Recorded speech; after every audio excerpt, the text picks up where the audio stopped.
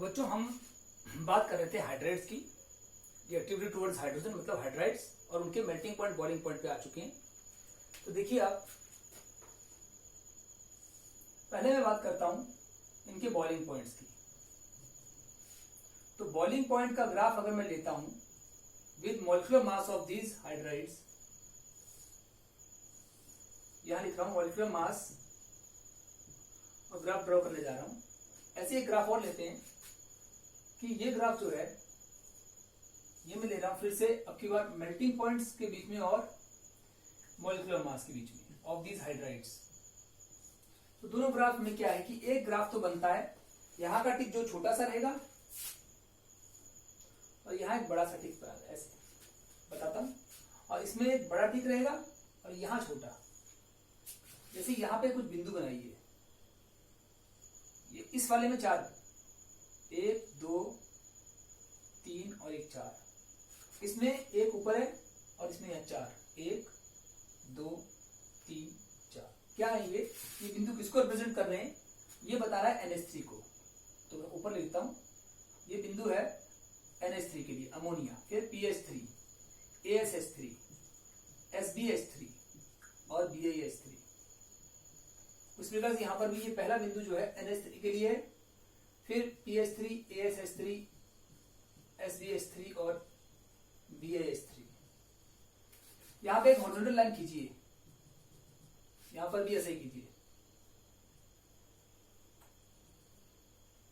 तो यहां देखिए, इससे मालूम पड़ रहा है कि जो NH3 का बॉइलिंग पॉइंट होता है, सबका बॉइलिंग पॉइंट इंक्रीज कर रहा है, तो NH3 का सबसे कम होना चाहिए, नंबर 1 पे आती है, लेकिन उसका सबसे कम ना होकर इन दोनों से ऊंचा होता है। ये लेवल देखिए आप कि PH3 और ASH3 से ज्यादा होता है NH3 का, इन दोनों के बीच में होता है। तो बॉइलिंग पॉइंट ट्रेंड क्या आ रहा है? बॉइलिंग पॉइंट ट्रेंड आ रहा है सबसे कम होता है PH3 का, उससे बड़ा ASH3 और उससे बड़ा NH3 हो गया। ये NH3 होना सबसे कम चाहिए था क्योंकि मॉलिक्यूलर मास सबसे कम है, लेकिन फिर भी आगे हो गया। इतना आगे क्यों आ गया? और उसके आगे है SBH3 और उसके आगे BAH3। ये तो हो गया बॉइलिंग पॉइंट ट्रेंड। ये एक्सेप्शनल बिहेवियर क्यों दिखाई दे रहा है NH3 का? स्टार लगाता हूं एक्सेप्शनल बिहेवियर, क्योंकि NH3 अकेला ऐसा मॉलिक्यूल है जो H बॉन्डिंग दिखाता है। इनमें H बॉन्ड दिखाता है अमोनिया, बाकी नहीं दिखाते। तो H बॉन्ड के कारण एक दूसरे को खींच रहे हैं और लिक्विड स्टेट से जल्दी से वेपर स्टेट में नहीं जाएंगे, क्योंकि एक दूसरे को खींच रहे हैं H बॉन्ड से, जो बाकियों में नहीं है। तो जल्दी से वेपराइज नहीं होंगे और बॉइलिंग पॉइंट सबसे कम ना होकर काफी बढ़ जाएगा। इस प्रकार से यहां पे भी देखें तो NH3 का बॉइलिंग पॉइंट सबसे ऊपर आ रहा है, आना तो सबसे कम चीज था यहाँ पे अगर ऐसे आप देखें सीट में, लेकिन बॉइलिंग पॉइंट का ट्रेंड, मेल्टिंग पॉइंट का ट्रेंड क्या आ रहा है? PH3 उससे बड़ा, ASH3 उससे बड़ा, SBH3 फिर BAH3, और जो NH3 सबसे कम होना चाहिए था क्योंकि उसका मॉलिक्यूलर मास सबसे कम है, लेकिन उसका सबसे ज्यादा होता है। यहाँ तो मेल्टिंग पॉइंट के मामले में तो अमोनिया बहुत ही ज्यादा एक्सेप्शन दिखा रहा है, सबसे हाईएस्ट हो रहा है। इसका कारण भी वही है, H बॉन्ड बनाता है, क्योंकि यहाँ उसको हम मेल्ट कर रहे हैं। सॉलिड स्टेट में H बॉन्ड है, सॉलिड स्टेट में है ये सब के सब, और सॉलिड स्टेट में अमोनिया H बॉन्ड दिखाता है, तो सॉलिड स्टेट में और भी ज्यादा दिखाएगा, क्योंकि पास पास होते हैं तो H बॉन्ड और ज्यादा दिखाएगा और स्ट्रॉन्गली हेल्ड होगा और जल्दी से पिघलेगा नहीं, लिक्विड स्टेट में आएगा नहीं, तो उसका मेल्टिंग पॉइंट सबसे हाईएस्ट हो जाएगा। ये है मेल्टिंग पॉइंट और बॉइलिंग पॉइंट का ट्रेंड। तो यहाँ पे हम इसको नंबर देते हैं, जो भी नंबर था इसका melting point and boiling point, ये नंबर ऐसे ही हो गया 4th। और 5th एक है सॉल्युबिलिटी की बात कर रहे हैं, घुलनशीलता, सॉल्युबिलिटी।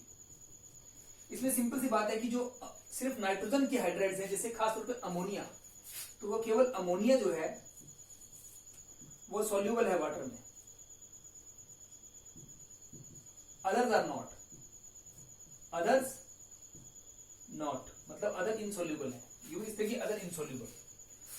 लेकिन अगर हम बात करें ऑर्गेनिक सॉल्वेंट की, तो अदर जो है, अदर तो इनसॉल्युबल है, लेकिन जो अदर्स हैं वो क्या है? But insoluble in water, but soluble in polar solvents, but soluble in non polar solvents, non polar organic solvents. कहने का मतलब ये कि जो नाइट्रोजन है उसकी हाइड्राइड NH3 या N2H4 पानी में सोल्यूबल है, H बॉन्ड आती है, और बाकी की जो है पानी में सोल्यूबल नहीं है, बल्कि ऑर्गेनिक या नॉन पोलर कंपाउंड्स में सोल्यूबल है। तो ये बात हमने इसकी सोल्युबिलिटी को लेकर कही। अब हम आगे चलते हैं। 6 पॉइंट है थर्मल स्टेबिलिटी को लेकर, हीट करने में कौन कितना स्टेबल रहेगा, कौन सी हाइड्राइड कितना स्टेबल रहेगी, थर्मल स्टेबिलिटी। तो आप देखिए इसका ट्रेंड ये होता है थर्मल स्टेबिलिटी का कि NH3 सबसे ज्यादा स्टेबल है, फिर PH3 उससे कम, ASH3 उससे कम, मतलब डाउन द ग्रुप जाने पर स्टेबिलिटी घटती है। हम लिख देंगे stability decrease down the group, decrease down the group. क्यों? क्योंकि जैसे हम डाउन द ग्रुप जा रहे हैं N के मुकाबले फॉस्फोरस का साइज बढ़ रहा है, size increase down the group हो रहा है। तो इन एलिमेंट्स का साइज बढ़ने से इनका और H का बॉन्ड लेंथी हो रहा है, बॉन्ड लेंथ बढ़ रही है तो वीक बॉन्ड होगा, और वीक बॉन्ड होगा तो जल्दी टूटेंगे हीट करने पर, यानी thermal stability decrease down the group. Thermal stability से मिलता जुलता एक और रिलेशन होता है कि reducing character of these hydrides. जैसे जैसे हम नीचे जा रहे हैं इसकी थर्मल स्टेबिलिटी घट रही है, मतलब जल्दी टूटेगा, ये मॉलिक्यूल की स्टेबिलिटी घट रही है, जल्दी टूटेगा तो मतलब जल्दी हाइड्रोजन देगा, और जो मॉलिक्यूल हाइड्रोजन देता है वो रिड्यूसिंग एजेंट होता है। तो जितना जल्दी टूटेगा उतना ज्यादा रिड्यूसिंग एजेंट कैरेक्टर बढ़ेगा। इसका मतलब down the group reducing character क्या हो रहा है, इंक्रीज हो रहा है। तो हम लिख रहे हैं इंक्रीज डाउन द ग्रुप, यानी कि NH3 से बड़ा PH3, उससे ज्यादा ASH3, उससे बड़ा SbH3 और सबसे ही बड़ा BaH3 का रिड्यूसिंग कैरेक्टर होगा। अब और एक स्टेप इससे जुड़ता जुड़ता कि रिड्यूसिंग कैरेक्टर और इसके थर्मल स्टेबिलिटी साथ ही एक और बात जुड़ती है कि बेसिक कैरेक्टर। मैं यही लिखता हूं 8 पॉइंट, बेसिक कैरेक्टर। कौन सा बेसिक कैरेक्टर? लुईस बेस का कैरेक्टर। कौन कितना स्ट्रॉन्ग लुईस बेस होगा। इनके स्ट्रक्चर पे आइए, जैसे कि जो हाइड्राइड्स होती हैं, NH3 का स्ट्रक्चर ऐसा है, आप जानते हैं पैरामिडल, और ऊपर लोन पेयर होता है, और ऐसे ही PH3 का भी होता है, थोड़ा सा और बड़ा साइज हो जाएगा। और उसके बाद जैसे हाइड्रोजन की बात कर रहे हैं N2H4 की, तो उसका स्ट्रक्चर है N2 और 2H यहां है और 2H वहां पे, N2H4, लेकिन इसमें भी N के ऊपर लोन पेयर होता है, तो ये लोन पेयर दे सकते हैं। तो हाइड्राइड सभी बेसिक की नेचर होती है, क्योंकि लोन पेयर दे सकती है, तो लुईस बेस होती है। अब देखते हैं कि किसका बेसिक कैरेक्टर ज्यादा होगा और किसका कम होगा। आप देखो कि NH3 में भी लोन पेयर है N के ऊपर, PH3 में भी लोन पेयर है, सब में है, तो हम एक बार लिख लें सब में लोन पेयर है। अब आप देखिए जैसे जैसे हम डाउन द ग्रुप जा रहे हैं, जिस एलिमेंट के ऊपर लोन पेयर है, यानी N, P, AS, SB और BI, उसका साइज बढ़ रहा है। साइज बढ़ेगा तो इसके वैलेंस इलेक्ट्रॉन सब में बराबर होते हैं, 5-5, लेकिन बड़े साइज में डाउन द ग्रुप साइज बढ़ने पर उसके अंदर वैलेंस इलेक्ट्रॉन जो है खुली जगह में, मतलब कि इलेक्ट्रॉन डेंसिटी कम हो रही है, और इलेक्ट्रॉन डेंसिटी कम हो रही है तो रिपल्शन भी कम हो रही है इलेक्ट्रॉन्स में। इलेक्ट्रॉन रिपल्शन कम होगी तो इस लोन पेयर को भी रिपल्शन कम होगी और जल्दी से डोनेट नहीं होगा। सबसे ज्यादा कहां पे होगा फिर डोनेट? ऊपर, क्योंकि N का साइज छोटा है, उसमें इलेक्ट्रॉन जो है 5 वैलेंस इलेक्ट्रॉन बहुत घने घने हैं, डेंसिटी हाई है, तो उनमें रिपल्शन ज्यादा है, और इलेक्ट्रॉन में रिपल्शन है तो लोन पेयर को भी रिपल्शन होगा और लोन पेयर जल्दी डोनेट हो जाएगा। इसका मतलब ये ज्यादा बेसिक होगा और वो कम। Lewis base character decreases down the group. जैसे जैसे हम नीचे आ रहे हैं लुईस बेस कैरेक्टर डिक्रीज होते जा रहा है। इसके साथ ही हाइड्राइड की कुछ बातें की हमने। अब हम करेंगे ऑक्साइड से रिएक्टिविटी, ऑक्सीजन से रिएक्टिविटी, और बनेंगी ऑक्साइड्स। फिर हम करेंगे हेलोजन से रिएक्टिविटी। तो आइए स्टार्ट करते हैं। इसको बिठाकर मैं आगे चल रहा हूं, रिएक्टिविटी टुवर्ड्स ऑक्सीजन, और बनेगी ऑक्साइड्स। तो आप देखते हैं आइए क्या क्या बनता है।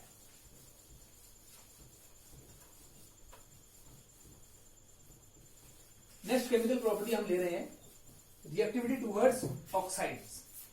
यहां लिख रहा हूं रिएक्टिविटी टुवर्ड्स ऑक्सीजन। किसकी? हेलोजन फैमिली की, सॉरी नाइट्रोजन फैमिली की। तो नाइट्रोजन फैमिली की एलिमेंट जब ऑक्सीजन से रिएक्शन करती है तो क्या बनता है? ऑक्साइड्स बनती है। अब देखिए कौन कौन सी ऑक्साइड बनती है भाई।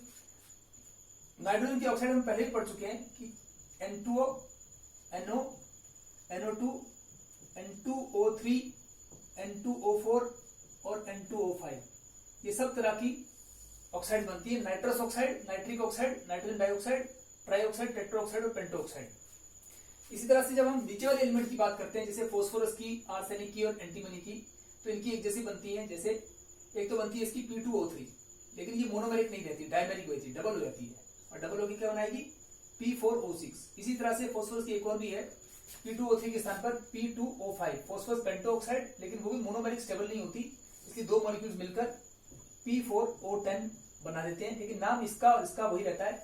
इसका ट्राइऑक्साइड से बनी है, इसका नाम भी वही रहेगा, फास्फोरस ट्राइऑक्साइड, और ये बनी है पेंटोऑक्साइड से, तो इसका नाम भी वही रहेगा, फास्फोरस पेंटोऑक्साइड, यानी डायमेरिक होती है। तो अदर एलिमेंट्स की, फास्फोरस, आर्सेनिक और एंटीमनी, सबकी डाइमेरिक होती है, यहां मैंने लिखा डाइमेरिक। डाइमेरिक का मतलब डबल हो जाएगी, डायमर बनाएंगी। इन सभी में सिर्फ NO2 ऐसा होता है ये वाला जो डाइमेरिक होता है, और जनरली होती है मोनोमेरिक, सिंगल रहती है, डबल नहीं होती, मोनोमेरिक जनरली होती है। और लास्ट वाली एलिमेंट बिस्मथ भी ऐसी होती है M की तरह ही, कि उसका भी सिर्फ Bi2O3 बनता है, यानी केवल मोनोमेरिक रहेंगी, ये भी मोनोमेरिक ओनली। और इसकी तो तरह तरह की ऑक्साइड बनती भी नहीं है, एक ही तरह की ज्यादा फेमस है, इसकी कॉमन है, और मोनोमेरिक रहती है, वो भी उसका डबल नहीं होता कि आप Bi2O3 का डबल कर दो Bi4O6, ऐसा नहीं होता। ये बात ध्यान देने की है इनकी ऑक्साइड्स की। अब इन ऑक्साइड्स में हम इनका एक तो डायग्राम करेंगे, दूसरा इसका प्रिपरेशन करेंगे। पहले डायग्राम देख लेते हैं। N2O, इसका डायग्राम कैसा है भाई? N डबल बॉन्ड O, और इस N पे कोई लोन पेयर नहीं है इसलिए प्लस चार्ज है, O पे दो लोन पेयर है, नॉर्मल वैलेंसी है इसकी तो, और N के ऊपर एक लोन पेयर है और एक और लोन पेयर है। कितने हो गए? 1 2 3 4 5 6, खुद के 6 इलेक्ट्रॉन हो रहे हैं इसलिए फालतू हो रहा है, N पे 5 होने चाहिए थे। तो ये स्ट्रक्चर है N2O का, हमने लिख दिया N2O का स्ट्रक्चर। इसका एक स्ट्रक्चर और होता है कि अगर मान लो ये वाला बॉन्ड इस तरफ शिफ्ट हो जाए तो बनेगा एक और resonance structure N triple bond N single bond O। तो ये हमारा बन रहा है N triple bond N single bond O। और इसमें क्या हो रहा है, देखो यहाँ लोन पेयर तो थे ही, ये वाला बॉन्ड इस तरफ शिफ्ट हो गया था, यहाँ दो लोन पेयर थे। अगर ये बॉन्ड यहाँ शिफ्ट हो गया तो N पे फिर से प्लस चार्ज, क्योंकि 4 बॉन्ड बना रहा है, और O पर यहाँ पर 1 2 3 4 5 एक कम हो चुका है, ऑप्शन में 6 होने चाहिए, एक कम हो चुका है तो प्लस ही आएगा। लेकिन इस N पे देखो कि 1 2 3 4 5 6 7 हो चुके हैं, 5 से 2 एक्स्ट्रा 7 इलेक्ट्रॉन खुद के लिए, 2 माइनस चार्ज आएगा। आप देखिए कैलकुलेट करके, और ये 2 माइनस और 2 प्लस कैंसिल हो जाएगा, न्यूट्रल होगा, और यहाँ पर भी प्लस माइनस कैंसिल होगा, न्यूट्रल। तो ये इसका रेजोनेंस स्ट्रक्चर है, दोनों तरह से एग्जिस्ट करता है ये। इसके बाद हम चलते हैं दूसरा NO के ऊपर, नाइट्रिक ऑक्साइड। नाइट्रस के बाद नाइट्रिक ऑक्साइड। नाइट्रिक ऑक्साइड में सिंपल है कि N डबल बॉन्ड O होता है, यहाँ 2 लोन पेयर, और यहाँ पर एक ये होता है सिंगल डॉट होता है। अभी सिंगल डॉट और N पे एक लोन पेयर भी। तो ये सिंगल डॉट का मतलब है कि ये कैसा है, पैरामैग्नेटिक इन नेचर है, और ऐसे मॉलिक्यूल्स को हम ऑड इलेक्ट्रॉन मॉलिक्यूल कहते हैं जिनमें सिंगल इलेक्ट्रॉन आता है। तो ये एक ऑड इलेक्ट्रॉन मॉलिक्यूल का उदाहरण है। इस तरह से अगला जो NO2 है वो भी ऑड इलेक्ट्रॉन मॉलिक्यूल है, ये दोनों ऑड इलेक्ट्रॉन मॉलिक्यूल है। देखिए NO2 को, NO2 कैसा है, N के एक तरफ डबल बॉन्ड हो, एक तरफ सिंगल बॉन्ड यानी कोऑर्डिनेट बॉन्ड हो, और इस N पे एक डॉट। इन ऑक्सीजन पे 3 लोन पेयर हैं, इस ऑक्सीजन पे 2 लोन पेयर। तो इस प्रकार से बनेगा, और ये आपका NO2 का स्ट्रक्चर है। इसमें यहां एक सिंगल इलेक्ट्रॉन है उसकी तरह ही, ये केवल 2 ही ऑक्साइड ऐसी हैं नाइट्रोजन की, ये दोनों ऑड इलेक्ट्रॉन मॉलिक्यूल्स हैं। ऑड इलेक्ट्रॉन मतलब सिंगल इलेक्ट्रॉन इसमें होता है, तो ये कहलाते हैं ऑड इलेक्ट्रॉन मॉलिक्यूल्स। अब और आगे बढ़े, और ये अनस्टेबल भी होते हैं। जिनमें भी ऑड इलेक्ट्रॉन मॉलिक्यूल होते हैं वो अनस्टेबल होते हैं, क्योंकि उनमें सिंगल इलेक्ट्रॉन होता है वो पेयरिंग करने की कोशिश में रहता है और अनस्टेबल रहते हैं। आगे N2O3। N2O3 का स्ट्रक्चर कैसा होगा, देखिए N2O3।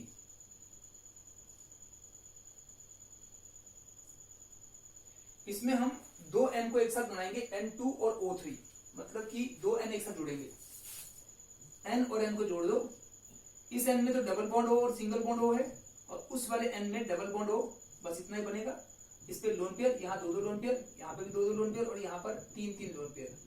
इस N पे प्लस चार्ज होगा, इस O पे माइनस, और बाकी सब न्यूट्रल चीजें हैं। आप चेक करके देख सकते हैं सब में कैसे कैसे चार्ज आएगा। तो ये आपका है N2O3 का स्ट्रक्चर। इसका एक रेजोनेंस स्ट्रक्चर और हो सकता है कि देखो, फिर से मैंने सेम वैसे ही बना दिया, जो था वही बना दिया, लेकिन इसमें डबल बॉन्ड सेम साइड में है ऊपर की तरफ, और इसमें डबल बॉन्ड नीचे की तरफ। बाकी स्ट्रक्चर वही रहेगा जैसा है।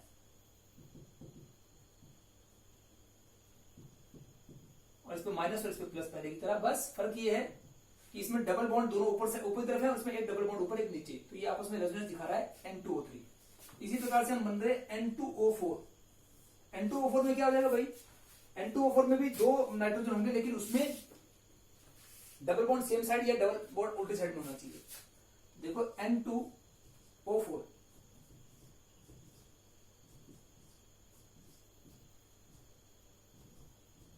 तो N पे प्लस प्लस है और O पे माइनस माइनस, बाकी लोन पेयर जहां माइनस होगा वहां 3 हो गए, और जिस ऑप्शन पे लोन पेयर नहीं है वहां 2 लोन, जिसपे चार्ज नहीं है उस पे 2 लोन पेयर। ऐसे है N2O4। इसका एक रेजोनेंस स्ट्रक्चर और बनेगा, जिसमें हम फिर से ही बना रहे हैं, लेकिन अब की बार क्या कर रहे हैं, डबल बॉन्ड को ऑपोजिट साइड कर रहे हैं। ये देखिए इसमें हमने सिंगल बॉन्ड ऊपर कर दिया और डबल बॉन्ड नीचे। ऐसा करने से क्या हुआ कि डबल बॉन्ड दोनों सेम साइड में है और इसमें डबल बॉन्ड ऑपोजिट साइड में, तो ये रेजोनेंस स्ट्रक्चर हो रहा है एक दूसरे का। एक लास्ट है N2O5 पेंटोऑक्साइड, उसमें एक N और दूसरे N के बीच में एक सिंगल O बॉन्ड है, बीच में कॉमन O बॉन्ड है, और बाकी यहाँ पर double bond O, single bond O, यहाँ पर भी डबल बॉन्ड O और सिंगल बॉन्ड O। जहां सिंगल बॉन्ड है वहां 3 लोन पेयर और माइनस आएगा, और जहां डबल बॉन्ड है वहां 2 लोन पेयर आएगा, कोई चार्ज नहीं। N के ऊपर प्लस तो आना ही है दोनों बार, और इस O में 2 लोन पेयर है, चाहे आप यहां और यहां दिखा दो ऐसा। लेकिन इसके भी रेजोनेंस स्ट्रक्चर बनते हैं, वो कैसे आज जल्दी समझा दूं कि फिर से मैं इतना मॉलिक्यूल दोबारा बना दूंगा। लेकिन इसमें मैं क्या कर रहा हूं कि डबल बॉन्ड की पोजीशन चेंज कर रहा हूं। एक काम तो ये कर लिया, बाकी लोन पेयर आप सेम ऐसे बना लेंगे। लेकिन इसमें क्या है, इसमें डबल बॉन्ड सेम साइड में है और इसमें डबल बॉन्ड ऑपोजिट साइड में। और एक थर्ड और पॉसिबल है, अगर आप पूछे तो, कि उसमें फिर से हम ऐसा बनाए NON और इसमें डबल बॉन्ड दोनों नीचे कर दे, तो क्या फर्क मालूम पड़ेगा? O minus O minus N पे प्लस। तो आप देखिए क्या फर्क पड़ रहा है इसमें। इसमें डबल बॉन्ड दोनों सेम साइड में थे, लेकिन इस O सेंटर वाले O के ऑपोजिट साइड थे।